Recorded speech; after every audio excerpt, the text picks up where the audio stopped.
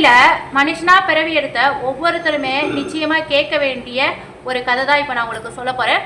பிடிச்சிருந்ததுன்னா உங்களுடைய கருத்துக்களை வந்து கமெண்ட்ல பதிவு பண்ணுங்க. இன்னைக்கு குழந்தைங்க பிறந்ததுமே ஏன் கட்ட விரல சப்புறாங்கன்னு என்னைக்காவது யோசிச்சிருக்கீங்களா? அதுக்கு பின்னாடி சிவபெருமான் கொடுத்த ஒரு சுவாரஸ்யமான புராண வரலாற்று ரகசியம் இருக்கு. அது என்னன்னு தான் நம்ம இந்த வீடியோல பார்க்க போறோம். ஆண்களால குழந்தை பெற முடியாதுங்கிறது இயற்கை. ஆனா ஒரு மன்னன் வந்து தானே கர்ப்பமாகி வயிற்றை கிழிச்சு ஒரு ஆண் குழந்தையை பெற்றெடுத்த அதிசயம் வந்து ராமாயண காலத்துக்கு முன்னாடியே நடந்திருக்கு. அது யாருன்னு தெரியுமா உங்களுக்கு? விஷ்ணு புராணத்துல சொல்லப்பட்டிருக்கக்கூடிய இந்த ஒரே ஒரு கதையை கேட்கறது நம்ம 7 பிறவியோட பாவத்தை போக்கும்னு உங்களுக்கு தெரியுமா? அது மட்டும் இல்ல, குழந்தை பாக்கியம் இல்லாதவங்களுக்கு ஒரு வரப்பிரசாதமான கதையும் கூட. 100 மனைவிகள் இருந்து கூட வாரிசே இல்லாத மன்னன் வந்து அறியாமையிலால குடிச்ச ஒரு சொட்டு மந்திர நீரால அதுக்கப்புறம் நடந்த விதியோட விளையாட்டு என்னன்னு தெரியுமா? மனுஷனா பிறந்த ஒவ்வொருத்தருக்குமே கண்டிப்பா தெரிஞ்சிருக்க வேண்டிய கதை இது.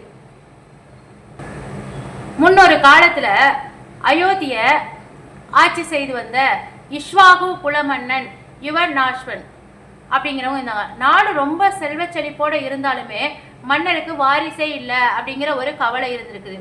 100 திருமணம் செஞ்சோ பல மருத்துவ முறைகளை மேற்கொண்டும் கூட அவருக்கு குழந்தை பாக்கியமே கிடைக்கல.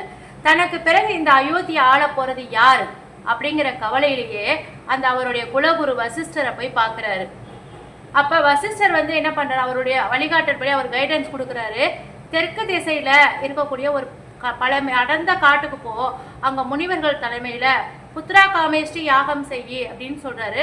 45 நாள் நடந்த இந்த யாகத்தினுடைய இறுதி நாள்ல ஒரு அதிசய மந்திர நீர் வந்து கும்பத்துல சேமிச்சு வச்சிருக்காங்க.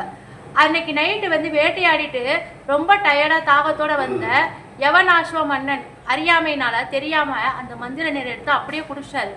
மறுநாள் காலையில விஷயம் அறிஞ்ச முனிவர்கள்லாம் ரொம்ப ஷாக் ஆயிட்டாங்க. யாரால குழந்தை பெற வேண்டுமோ அவரே அதை குடிச்சிட்டாரு. இனி மன்னனுடைய வயிற்றுல கரு வளரும் அப்படின்னு சொல்லிட்டு விதி விளையாடிடுச்சு.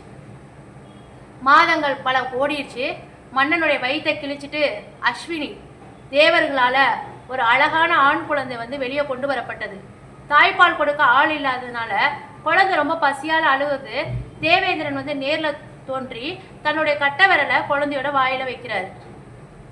மாந்தாதா அப்படின்னா இவன் என்னுடைய உயிரை உறிஞ்சுவான் அப்படின்னு பெயரிடப்பட்ட அந்த குழந்தைக்கு இந்திரனுடைய விரல இருந்தே அமுதப்பால் சுரந்தது. அப்போது சிவபெருமான் இந்த உலகத்துல பிறக்கக்கூடிய எந்த குழந்தையும் கட்ட விரல சுவைக்காம தாய்ப்பாலுடைய உணர்வும் பசியாறுதலும் கிடைக்காது அப்படின்னு சொல்றாரு. அதாவது கட்ட விரல வாயில வச்சா அவங்க தாய்ப்பால் குடிச்ச உணர்வும் பசியும் அவங்களுக்கு தீரும் அப்படின்னு சொல்லிட்டு சிவபெருமான் வந்து அருள் புரிகிறாரு. வளர்ந்து பெரியவனான வந்து மாந்தாதா ஒரு மாபெரும் பேரரசா ஆட்சி செஞ்சுட்டு வராரு. அவருக்கு 50 பொண்ணுங்க இருக்கிறாங்க.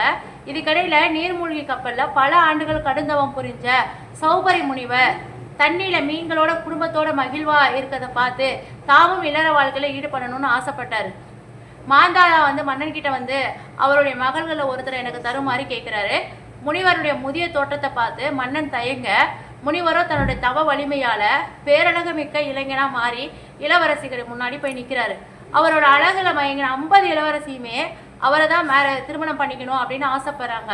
விஸ்வகர்மாவினுடைய உதவியால 50 அரண்மனைகள் கட்டப்பட்டு முனிவர் வந்து 50 உருவங்கள் எடுத்து அனைவருடனே ஒரே நேரத்துல வாழ தொடங்கினாராம். இது எப்படி இருக்கு பாருங்களேன். நாட்கள் கழிந்து 150 பேர குழந்தைகள் வர பார்த்ததுக்கு அப்புறம் அவருடைய ஆசைக்கு முடிவே வரல அப்படிங்கிறத வந்து முனிவர் வந்து உணர்றாரு.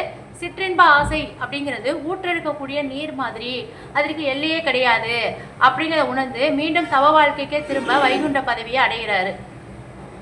யவனாஸ்வ மன்னன் வந்து புத்திர காமேஷ் யாகம் செய்த அந்த புண்ணிய இடம் தான் திருவண்ணாமலைக்கு பக்கத்துல இன்னைக்கு ஆரணேஸ்வரர் புத்திர காமேஸ்வரர் அப்படின்னு இருக்கக்கூடிய ஒரு திருக்கோயில்.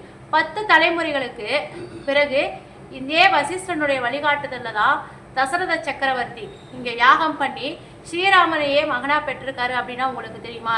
இன்னைக்கும் குழந்தை பாக்கியம் இல்லாதவங்க இந்த தலத்துக்கு போய் வழிபட்டு வந்தா நமக்கு குழந்தை பிறக்கும் அப்படிங்கிறது ஒரு சிறந்த நம்பிக்கையா இருக்குது.